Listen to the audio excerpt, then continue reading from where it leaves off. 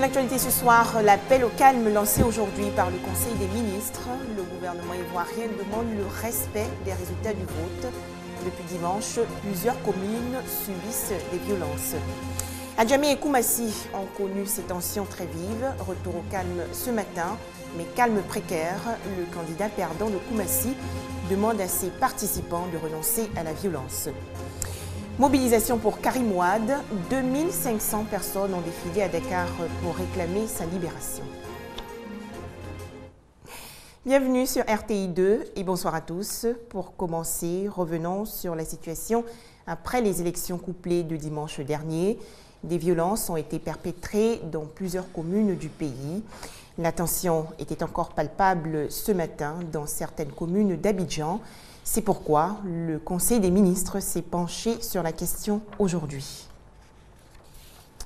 Écoutez la déclaration à ce sujet de la porte-parole du gouvernement, Afoussiata Bamba-Lamine. Nous pouvons condamner en tant que gouvernement tous les actes de violence, de quelque bord qu'ils soient. Ça, c'est normal, on ne peut pas l'accepter. D'où qu'elles viennent, je dirais, les violences sont condamnables. Cela étant, comme je vous l'ai dit, vous savez, une élection locale suscite énormément de passion. Beaucoup d'engouement de la part des populations, malheureusement peu de participation aussi, parfois à ces élections-là. Donc il y a beaucoup de passion. Nous le déplorons et nous le regrettons. Voilà, donc nous le condamnons aussi fermement parce que les actes de violence ne sont pas bien. L'appel au calme du gouvernement a été entendu par le candidat perdant au municipal de Koumassi. Cissé Bakongo demande à ses partisans de respecter les résultats du vote. Il y a eu dans la commune où j'étais candidat, c'est-à-dire Koumassi, une explosion de colère. Je voudrais saisir l'occasion de cette rencontre pour regretter cette explosion de colère. Il existe des voies de droit que nous pourrions emprunter. Malheureusement, hier, à l'annonce des résultats, il y a eu cette explosion de colère un peu partout à Koumassi. Nous avons fait du mieux qu'on pouvait pour canaliser, pour maîtriser la situation. Malheureusement, nous n'avons pas pu. Je saisis l'occasion de cette rencontre pour regretter ces incidents et pour appeler à nouveau les populations de Koumassi, au-delà des militantes et militants du RDR et des autres partis qui ont soutenu notre candidature, à la retenue, au calme,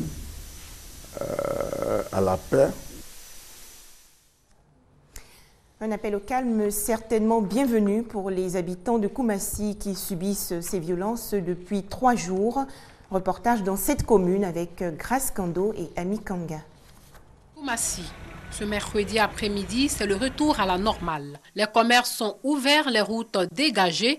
Seule la mairie reste sous haute surveillance des forces républicaines car les tensions étaient encore vives jusqu'à ce matin. Ça fait 3 jours, on ne vendait pas, on était enfermés. Mais aujourd'hui, Dieu merci, on est sortis, les clients viennent, les voitures circulent, les gens passent, les enfants jouent. À Adjamé, même son de cloche, la mairie reste sous bonne garde.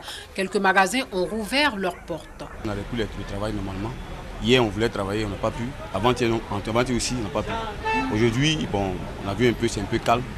On nous a permis de travailler. Hier, les magasins étaient fermés, donc en venant tout à l'heure même, j'étais un peu inquiète. J'ai vu une petite, je lui ai demandé, mais ici c'est comment? Est-ce que le marché fonctionne? Elle m'a dit, tanti, ça marche. La vie reprend tout doucement son cours normal dans ces 2 communes qui ont connu des heures chaudes après la proclamation des résultats des municipales. La victoire des élus étant contestée. À noter cette information, dans le cadre de la visite d'État du président de la République, son Excellence Alassane Ouattara, dans la région du Tonkwi, le ministre d'État, ministre du Plan et du Développement, Dr Albert Mabry-Touakeus, convie les élus et cadres de la région à une importante réunion d'information ce jeudi 25 avril 2013 à 18 h à la salle des fêtes du ministère de l'Économie et des Finances, sise au 20e étage de l'immeuble Siam dans la commune du Plateau. Les députés ivoiriens invités à participer à la réconciliation nationale, c'est la déclaration faite ce jour par le président de l'Assemblée nationale lors de l'ouverture de la première session ordinaire de l'hémicycle. Guillaume Soro a également fait le bilan des activités réalisées par le Parlement. Les cliniques clandestines sont dangereuses pour la santé. C'est pourquoi le gouvernement ivoirien veut leur fermeture. Elles ont reçu l'ordre de fermer leurs portes, mais ne les respectent pas. Michel Mambo.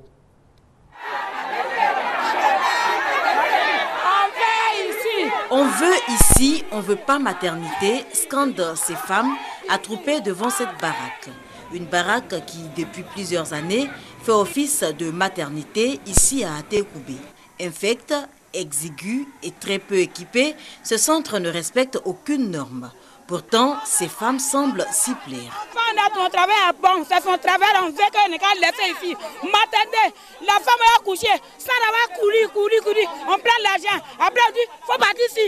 La femme a mouru sur la route, on ne veut pas, on veut ici. On veut ici, on ne veut pas maternité. Si l'enfant vient, on dit, toi, mais il faut pousser. Si ça vient, il faut m'appeler, ok, ici, là, ils vont t'aider, ils vont s'arrêter. Maman, il faut faire doucement, il faut faire comme ça, il faut faire comme ça.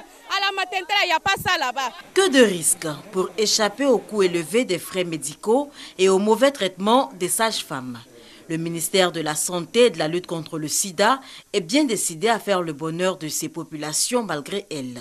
La chasse aux cliniques clandestines est donc engagée et c'est l'affaire de l'unité spéciale de surveillance et de contrôle sanitaire. Ce sont des établissements illicites qui sont tenus par des agents qui n'ont pas la qualification requise. Un centre de maternité et de soins pré- et post-natal est tenu par des aides-soignantes.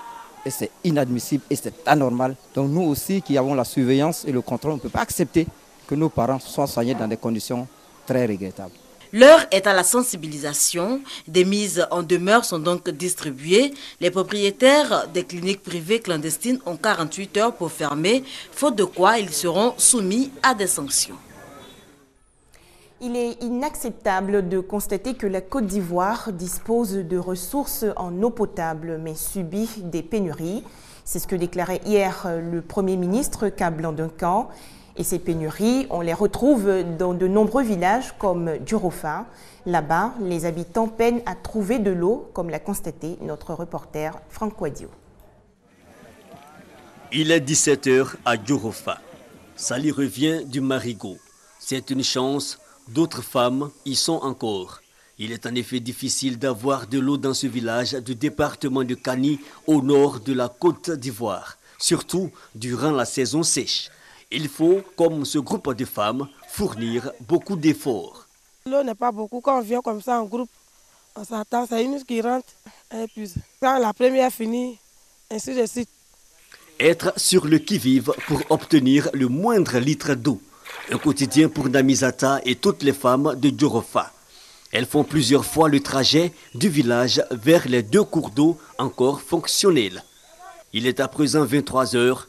Nous retrouvons Namizata en tenue de sortie portant sur la tête une cuvette. Rien d'étrange en effet. Revenant d'une fête, elle n'a pas eu le temps de changer de vêtements. Il faut vite se procurer l'eau nécessaire aux besoins du lendemain avant que le lit du Marigot ne tarisse.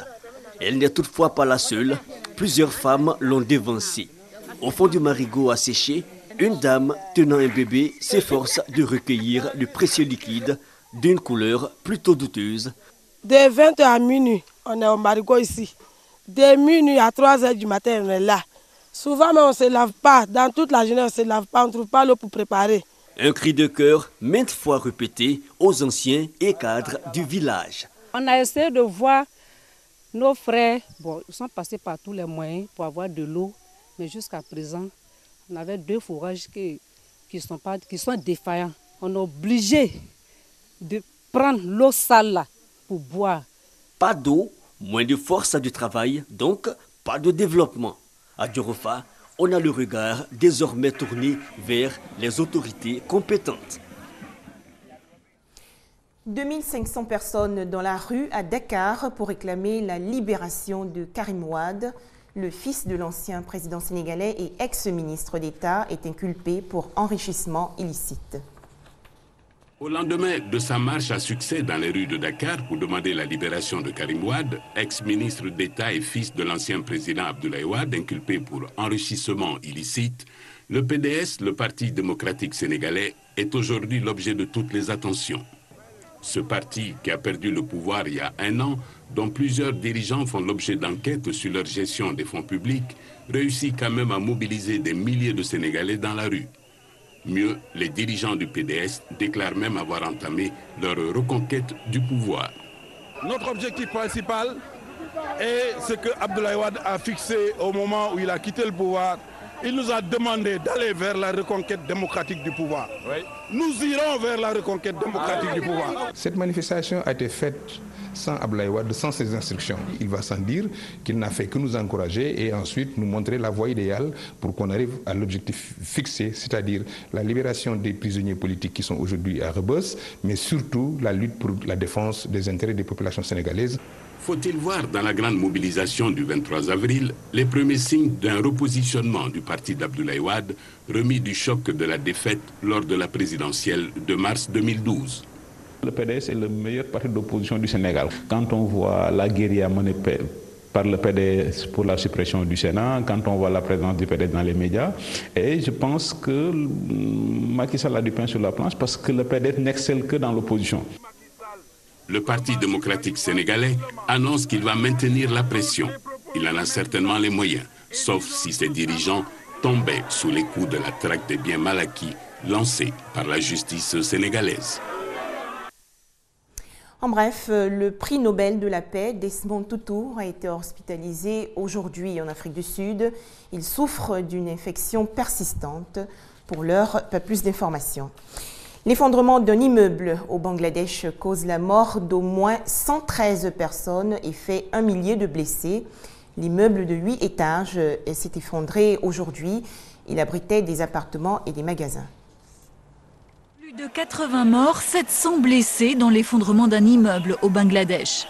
Le bâtiment, situé en périphérie de Dhaka, la capitale, abritait des ateliers de confection, des magasins et une banque. Il s'est effondré comme un château de cartes mercredi. Selon le ministre de l'Intérieur, il avait été construit sans respecter les normes de sécurité. Quelques heures avant le drame, des ouvriers s'étaient d'ailleurs inquiétés de fissures dans les murs, mais ils avaient été contraints de retourner travailler sur ordre de leurs supérieurs. C'est la fin de cette édition. Merci à vous de nous avoir suivis. Restez sur RTI2. Très bonne soirée à tous.